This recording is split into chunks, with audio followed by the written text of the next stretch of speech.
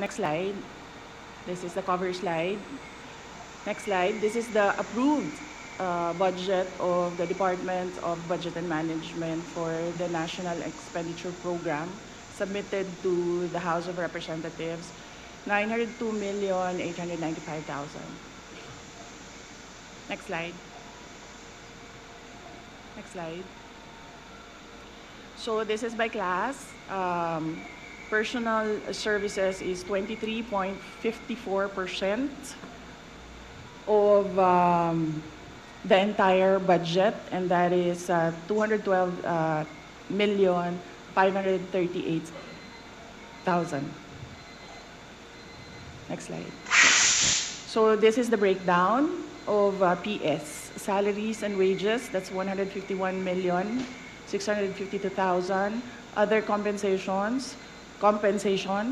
that is 27,670,000. Other bonuses and allowances, 16,036,000.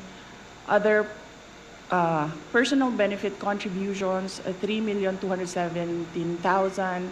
Other personal benefits, 304,000. RLIP. Introducing PhilMoney, Mabuhay. PhilMoney is the legal and safest mobile remittance app from Taiwan to Philippines. In partnership with Philippine banks, Taiwan banks, and convenience stores. % of the budget. And this is the breakdown.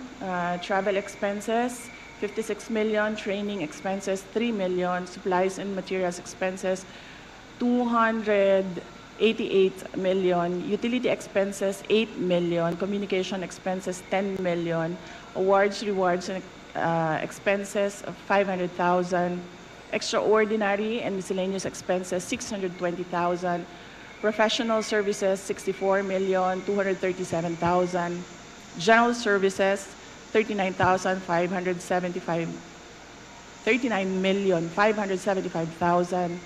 Repairs and maintenance, 11,600,000. Financial assistance and subsidies, 39,600,000. Taxes and insurance and other premiums, 2,250,000. Representation expenses, 59,104,000. Transportation and delivery expenses, 12,687,000. Rent and lease expenses, 57 million. Other MOOE, 1,405,000. Subscription expenses and others, 19,891,000. For a total of 673,753,753,000. And this is capital outlay of 16.604 million or 1.84% of the budget. It is all for ICT equipment of 16,604,000. This is an upgrade duly approved by the Department of the ICT. Duly approved by the ICT. By appropriation source, so this is agency specific. For the agency, it's 889,236,000, and then for RLIP, it's 13,695,000. So these are our 2026 targets per activity. We have Magnegosyo Taday individual. Our target beneficiaries is 1,980 for the amount of 29,700,000. Magnegosyo Taday, for groups, we have targeted 66 groups for 9,900,000. For the Pagbabago campaign, we targeted 200,000 learners, and that is 100 million. Disaster operation, 55,000 families for 55 million. This is the food bags during disasters, and we have targeted 50,000 individuals and or families, and that is 50 million. Kalusugan food truck during disaster operations, we targeted 1,800 first responders, and that is 1,620,000. Libreng sakay, we target 1,200,000 commuters in the amount of 16,363,000. And then the You Can Be VP program, we targeted 2 learners, and that is for the amount of 1 million. And for the wheelchair distribution of 1,160 clients for 5,800,000, and other supplies. As an example, the Al Janaza kits that you saw in the AVP, we targeted 1,160 clients for 5,800,000 for a total amount of 275,183,000. So this is the comparative annual budget and the proposed 2026 budget by allotment class.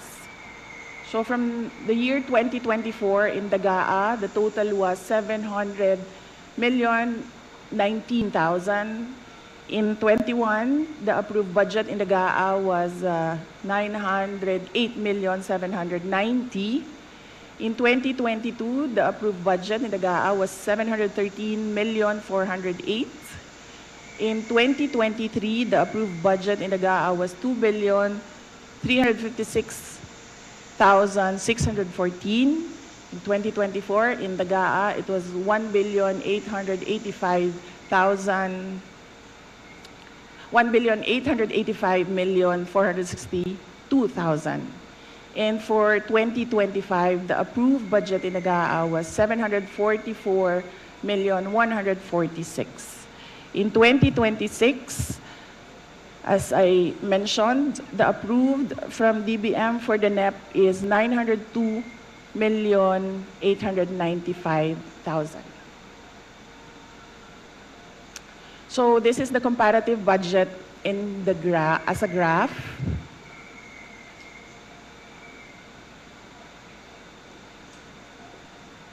These are the projects of the Magnegosyo Taday, medical and burial assistance, disaster response operations, You Can Be VP, Kalusugan food trucks, Magnegosyo Taday, Libreng Sakay, relief for indigents and individuals in crises and emergencies, or the RISE project, and the Pagbabago, 1 million learners and trees campaign. This is the bags and the tree planting. We operate satellite and extension offices. We have the Cagayan Valley Satellite Office, the Pangasinan Satellite Office, the Tondo Manila Extension Office, the Bicol Region Satellite Office, Eastern Visayas Satellite. The Cagayan Valley in Isabela City, Pangasinan in Dagupan City, Tondo in Manila, Legazpi City in Bicol, Tacloban City in Eastern Visayas, for Cebu, Bohol, and Siquijor in Cebu City, Panay and Negros Islands in Bacolod City, Caraga in Butuan City, Barm in Cotabato City, Western Mindanao in Zamboanga City, and Southern Mindanao in Davao City. This is the 2024 physical performance. These are the socio-economic program deliveries. We targeted 1,013,620 beneficiaries, and we accomplished 1,780,079. Next slide. This is the financial performance of the Office of the Vice President as of end December or December 31. So the allotment is 2,084,451,000. The obligation is 1,783,287,000. Disbursements were at 1,534,228,000. And then we have balances, an obligated allotment of 301 million and unpaid obligations of 249 million. So this is the targets for the performance of the year 2025. So currently, the cutoff is July 31, 2025. Our target is for the entire year is 1,047,935. And our first semester accomplishment is at 595,757. So we're more than halfway of our targets. This is the financial performance of the Office of the Vice President for the year 2025. Approved is 903,429,000. The obligation is 309,691,000. Disbursements at 206,834,000. Unobligated allotment is at 593,738,000, and unpaid obligations at 102,857,000.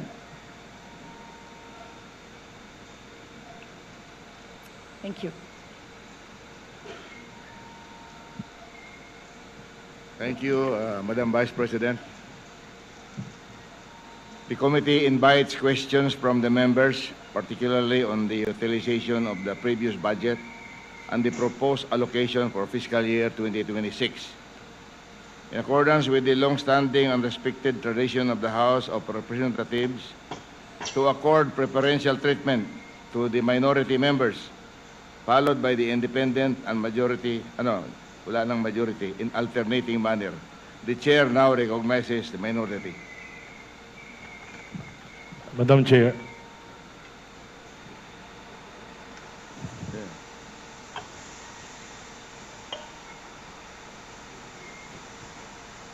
We'd like to recognize the Senior Deputy Minority Leader, Egay Elisa. Madam Chair, we in the minority believe that there are no contentious issues in the budget of the Office of the Vice President, especially in the 2025 to 2026 budget of the said agency. Much that we would like to honor the tradition that we extend to the Office of the Vice President, there are two members of the minority who would like to ask questions. Kaya po, in the interest of the rights of some of our members, may I yield the floor to two members, Representative Trino and Representative Ko, to propound their questions. Thank you, Madam Chair. Is it all right? Madam Chair, to the presiding officer, sir, before we proceed, I just want to be clarified with the status of the votation we have had last Friday, when we all agreed that Tuesday, which is today, we will grant parliamentary courtesy. This is the long-standing traditional parliamentary courtesy granted to a co-equal branch or a higher official of the government. Let me be just clarified before we proceed. Last Friday, there was no votation, Congressman. So we proceed as planned today. I understand there was a votation, and in fact, it was objected by the two members of minority of the NDP. No, Notwithstanding we failed to divide the House.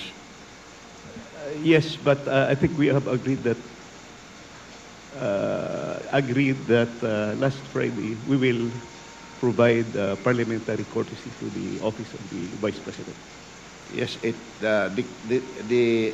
the request of the minority is just two interpellators. It is up for Madam President, Madam Vice President, if she wants to answer or not. Just one more manifestation to the chairperson and to the presiding officer. Also last Friday, I reiterated that this long-standing tradition of granting parliamentary immunity has been practiced to all the former vice presidents that I have experienced in this chamber. And the tradition is granted first to the co-equal branch of the government, and it is on the part of the president or the vice president or to the co-equal branch of government who will reply that he is waiving, that he or she is waiving his parliamentary inquiry. So I think it would be proper and fitting that we would ask first the vice president if she's willing to Mr. waive. Chair, may I be recognized? I think I still have the floor. So there's a question whether or not we should afford. Yes, we have discussed last Friday to afford the second highest position of the land, parliamentary courtesy. But at the request of the minority, they just want to ask, two of the minority members just want to ask questions, and it is the prerogative of the Madam Vice President to answer or not. Is that clear? So that clarifies my question. We Thank will be you. asking the vice president to answer or not the question. Madam Vice President, can we go ahead? Madam Chair, Yes, sir. Madam Chair. Just an inquiry. My apologies, Representative Marcoleta. Her Excellency Just was a about very- to respond to the query before we recognize An you. inquiry Let's po. please yield the floor to the Vice President as she was about to make a response to that. Your Excellency, if you would like to respond po. Yes, I waive the privilege, sir. Do it. Yes.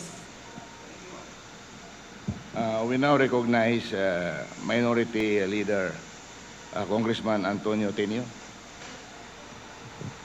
Maraming salamat, Mr. Chair. Magandang umaga po sa Office of the Vice President at sa Vice President. Well, unang tanong po ay kaugnay sa presentation na binigay ng Vice President. Napansin ko po roon, nasa budget na 903.4 million for 2025. Bagaman hindi pa po tapos ang taon, ang obligation rate po ay 34.3% lamang at ang disbursement rate ay 66.8%. So nasa kalagitnaan po tayo ng taon, pero mukhang mababa po yung obligation rate. Ano po ang paliwanag dito? Yes, marami kaming procurement na tumagal. Hindi siya nasimulan by January. Madam Chair, yung procurement. So maraming mga procurement na June, July, August na nasimulan. May dahilan po ba kung bakit June, July, August na nasimulan ng mga proyekto? Madam Chair, dahil kailangan marami pong mga attachments na nire-require para sa procurement, and lahat po ng mga documents na yun ay hindi po siya nakukuha ng isa o dalawang araw lamang. So, middle of the year pa po na naisaayos ang requirements for bidding. Parang ganun po. Tama po ba ang intindi ko? Yes, Madam Chair. Yes, thank you. Okay. Ngayon, mabalik po tayo sa last August 8, 2024, nag-issue po ng Notice of Disallowance ang COA, Commission on Audit, sa 73.28 million na halaga ng confidential funds for 105 activities supposedly held by the Office of the Vice President from December 13 to December 31. Sabi ng COA ay wala raw accomplishment reports na naipakita or sinubmit ang Office of the Vice President para dito, at inaatas na o inuutos na ibalik ang pera ng Vice President ni Gina Acosta bilang Special Disbursing Officer at ni Julieta Villa del Rey bilang Chief Accountant. Mag-iisang taon na po, ayon sa COA rules ay may 6 months po para mag-appeal. Ano na po ang status ng Notice of Disallowance na ito? Madam Chair, I suggest that the Congressman ask this during the hearing of the Commission on Audit.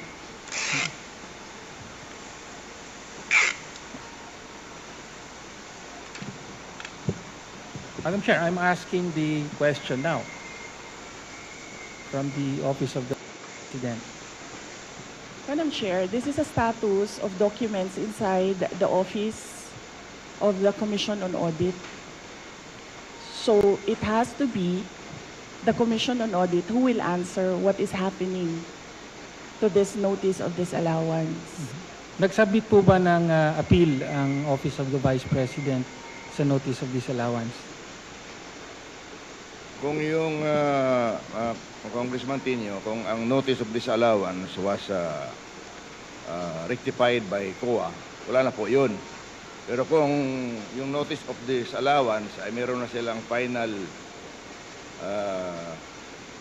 adjudication, and then merong order yon na final yung notice of disallowance. So, for your information, I will check with COA and get the records and give it to you. Thank you. Thank you, Chair. Well, next question po ay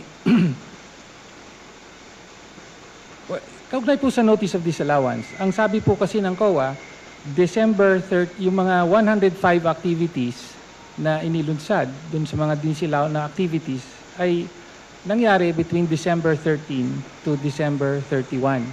And yet, sa mga nakaraang hearing ay napag-alaman po na December 20 pa po na ilabas ang SARO at na-withdraw yung 125 million. Kaya nga sinasabing nagastos ito in 11 days from December 20 to December 31. So ang tanong lang po natin, ano po ang paliwanag doon sa nakapamahagi na kayo ng mga sinasabing reward money noong December 13 pa lamang, samantalang hindi pa po lumalabas ang pera ng confidential funds. Pwede po bang may paliwanag yon? Madam Chair, this is the subject of an impeachment trial, and I would not like to discuss the defense for the impeachment trial. Representative Chair, Pino, wala please naman pong- proceed with the next question. Madam Chair, I would just like to note na wala pong impeachment trial sa kasalukuyan, Madam Chair. In fact, it is archived in the Senate. No?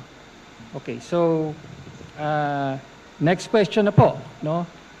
Lumabas din po sa nakaraang mga hearing sa House na nag-submit po ang Office of the Vice President ng 2,670 accomplishment reports at kasama para po sa liquidation ng 500 million pesos worth of confidential funds under the Office of the Vice President.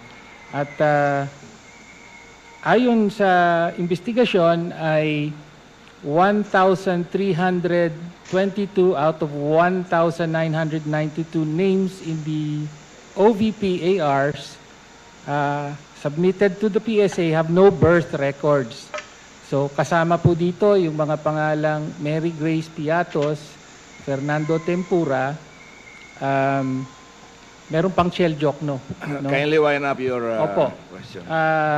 Again, pwede po bang mapaliwanag ng Vice Presidente kung bakit ganon ang sinabmit at bakit walang supporting documents ang mga accomplishment reports na ito? Madam Chair, again, first, if the committee would like to ask how the Commission on Audit conducts its audit, I request that all the questions be propounded during the hearing of the Commission on Audit. Second, the subject confidential funds is a matter in impeachment proceedings, which is archived, but there is a pending motion for reconsideration in the Supreme Court. I cannot discuss defense strategy.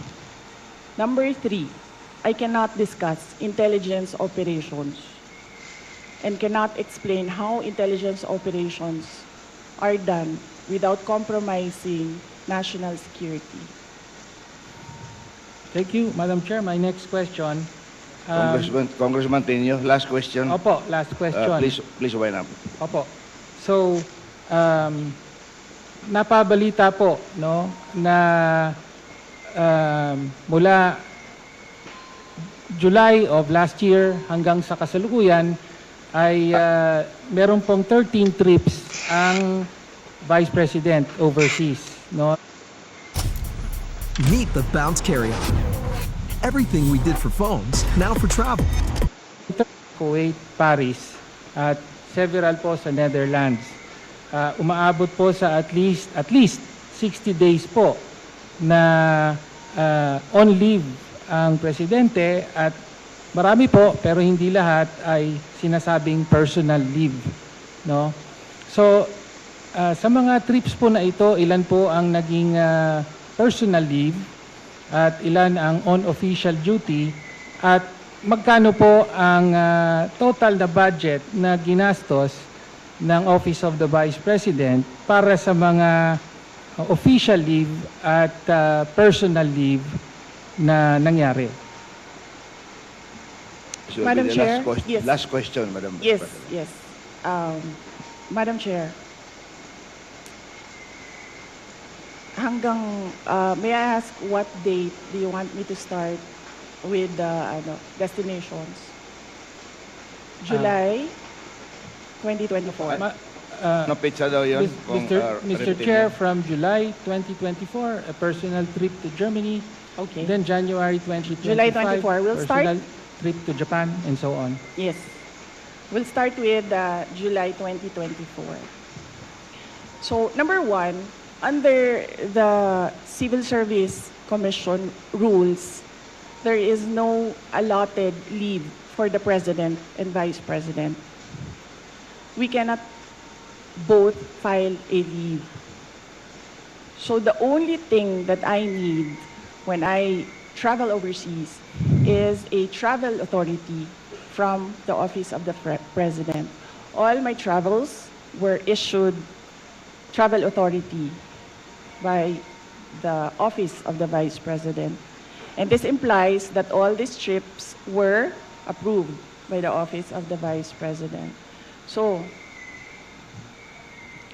from July 2024, I went to Germany.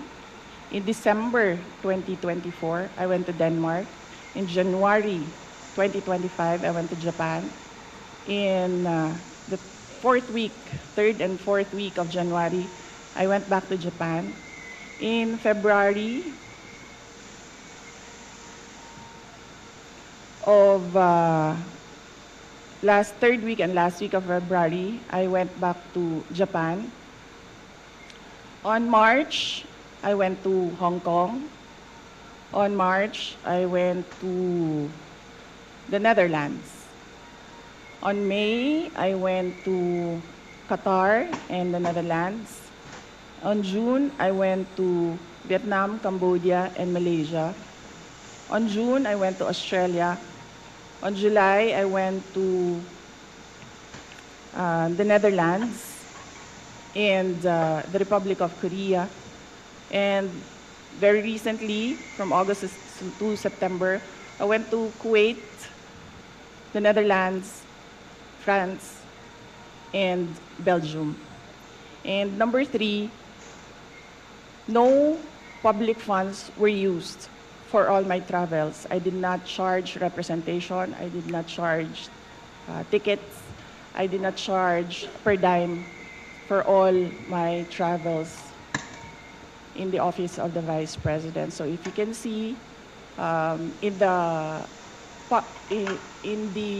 breakdown of the budget of travel for Office of the Vice President, you can see that there was a zero amount for the Vice President. Thank you, ma'am. Madam Chair, Parliamentary inquiry. Next Chair, on- just to follow up on the question. So, una po, salamat po sa Vice I'm President sorry, for Congressman detailing. Tenyo, that was your last question. I'm sorry. Follow up na lang po yung I'm personal sorry. po ba I'm ang lahat, sorry. In the at interest of time, we have to proceed. magkano po ang ginastos ng opisina at staff? Kasi totoo po, wala daw ginastos ang sorry, Vice I'm Presidente. sorry. Parliamentary Magkano ang ginastos? inquiry. I'm ng sorry. staff? I'm sorry. Thank you, Madam Chair. Parliamentary Yes. inquiry. Madam Chair, I thought we're going to accord institutional courtesy to the Office of the Vice President. Bakit po natin binabanatan? Bakit natin It's tatanungin? It's already settled that we're just giving Mr. two Chair, questions from the minority. Okay? Mr. Chair, hindi po, wala 5 minutes pong, each. wala pong Opo. binabanatan But dito. does I not take preclude exception the other to members the- from making a Congressman manifestation. Tenyos, sandali I lang. take exception to the use of the term binabanatan. Nagtatanong lang po tayo rito at lihitimo naman po ang mga tanong. Madam Chair. So maybe I ask the congressman Mr. Chair, to may we withdraw request for the a comment. suspension of Session the... suspended. I Hearing second suspended. motion.